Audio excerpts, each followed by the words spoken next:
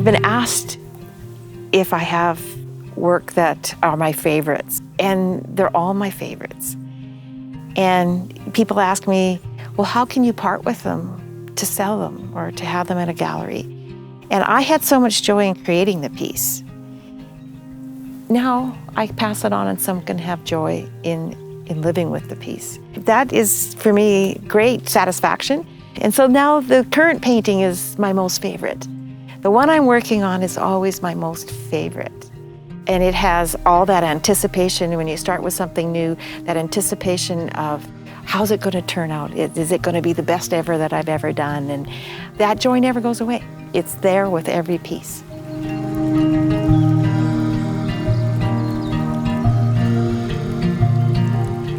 So my name is Cheryl Tuck Tallon, and I'm a painter.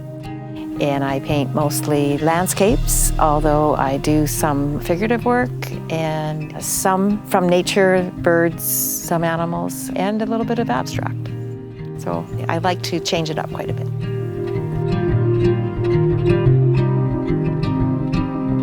So I came into my art in a bit of a circuitous way. Started as a florist. My parents had flower shops, and I had my own flower shop, and I loved the flower design part. The flower business is very hard. So I left it and I went into the insurance business, which was the complete opposite. But I always joke I had the best looking spreadsheets. So I have the color in that. But I found other outlets for my art during that time. And creative process is the creative process, whether you're solving insurance and business problems or an art problem.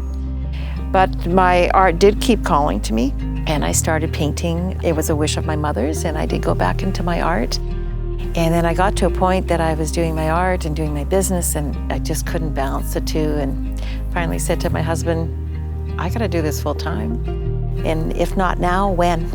And he gave me his blessing, and that was around 2008, and I went full time into my art, and I haven't looked back.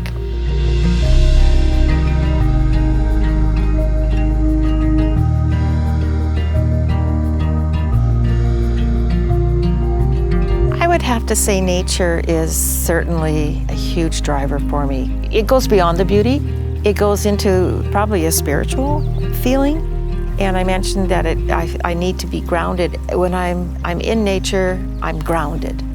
And then it's just experiencing it. So what inspires me is the emotion that I feel, the feeling. There could be a calmness, there could be an excitement, there could be just the shock of that sunset. That's my inspiration, is to tell this story. And it's a way of being expressive. And that inspires me to be able to say something about what I'm feeling.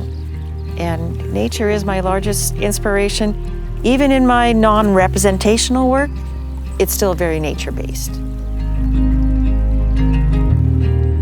What I'd like to tell artists that are looking at taking up painting or art of any kind, creating of any kind, is I'd like to give them permission, like I was given permission. And don't create it for the public, create it for yourself. And if you're true to yourself, the public will find you.